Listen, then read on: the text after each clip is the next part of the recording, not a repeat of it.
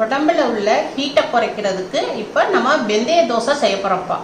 Weight loss பண்ணும்போது உடல் சூடு அதிகமாக இருக்கும். அதனால் வாரத்துக்கு ஒரு முறை வெந்தய தோசை காலையில் எடுத்துக்கோங்க. வாங்க எப்படி செய்யலான்னு பார்ப்போம். இப்போப்பா நான் 2 கிளாஸு இட்லி அரிசி எடுத்துக்கிறேன். நம்ம தண்ணி ஊற்றி ஊற வைப்போம். இது ஒரு 7 மணி நேரத்துக்கு ஊற வச்சுக்கணும். இப்போ இது பெரிய ஸ்பூனு. இதில் 1 கிளாஸுக்கு 1 ஸ்பூனு வெந்தயம் போடணும். இப்போ 2 கிளாஸ் போட்டிருக்கோம் நம்ம, அதனால் 2 ஸ்பூன் வெந்தயம். இப்போ நம்ம இதில் தண்ணி ஊற்றி ஊற வைக்கணும். இது ஒரு 7 மணி நேரம் ஊறட்டும். அரிசியையும் வெந்தயத்தையும் நல்லா கழுவி நல்லா 7 மணி நேரம் ஊற வச்சுருக்கேன். இப்போ மிக்சியில் போட்டுக்கிடுவோம். அதில் கொஞ்சம் தண்ணி ஊற்றிக்கிடுவோம். ரொம்ப தண்ணி ஊற்றோன்னா கொஞ்சம் தண்ணி ஊற்றி அடிச்சுக்கிடுவோம். பத்தலைன்னா நம்ம ஊற்றிக்கலாம். ஃபஸ்ட்டு அரிசியை மட்டும் அடிச்சுக்கிடுவோம்ப்பா. நான் மிக்சியில் அடிச்சுட்டேன். இதை ஒரு கிண்ணத்தில் மாற்றிக்கிடுவோம். இப்போ நம்ம வெந்தயத்தை போட போகிறோம். வெந்தயம் நான் 2 ஸ்பூன் தான் போட்டேன். பார்த்தீங்களா எவ்வளோ வெந்தயம் ஊறி வந்திருக்கு. இப்போ இதையும் நான் அரைச்சி கொண்டு வரேன். வெந்தயத்தை ஊற வச்ச தண்ணியை நம்ம கீழே ஊற்றவே கூடாது. ஏன்னா அதில் நமக்கு சத்து இருக்குது. அந்த நம்ம ஊற வச்ச தண்ணியிலே நம்ம ஊற்றி அடிச்சுக்கிடுவோம். நல்லா அடிச்சாச்சு வெந்தயத்தை.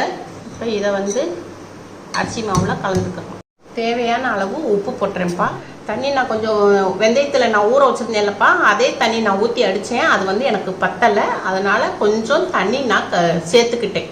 நீங்கள் அளவு பார்த்து சேர்த்து நீங்கள் அடிச்சுக்கோங்க.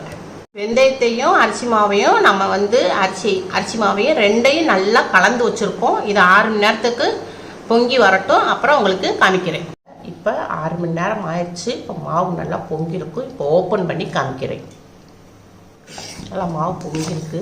மாவு நல்லா ரொம்ப கெட்டியாக இருக்குப்பா. இப்போ நம்ம தோசை ஊற்றுறோம் இல்லையா, அப்போ அதுக்கு தண்ணி ஊற்றிக்கிடுவோம். தோசை மாவு பதத்துக்கு தண்ணி ஊற்றி கலந்து எடுத்துக்கோங்க. கேஸ் ஆன் பண்ணியிருக்கோம். சட்டி காஞ்சிருக்கு. இப்போ நம்ம வெங்காயத்தை வச்சு தடவிக்கிறோம். வெங்காயம் தடவுனோம்னாக்கா நமக்கு தோசை மெல்லிசாக வரும். எண்ணெயும் நமக்கு தேவைப்படாது. எவ்வளோ மெல்லிசாக சுட முடியுமோ அவ்வளோ கொஞ்சம் மெல்லிசாக பரப்பிக்கும். கொஞ்சம் லைட்டாக நம்ம ஆயில் விட்டுக்குருவோம். இப்போப்பா நான் கேஸ் மீடியத்தில் தான் வச்சுருக்கேன். ஹையில் வச்சுருந்தோம்னா தோசை கருகிரும். அதனால் நம்ம மீடியத்தில் வச்சுருக்கேன்.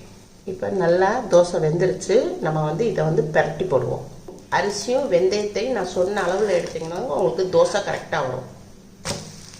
இப்போ நம்ம தோசை வெந்துருச்சு. நம்ம தோசையை எடுத்துருவோம். தோசை ரெடி ஆயிடுச்சு.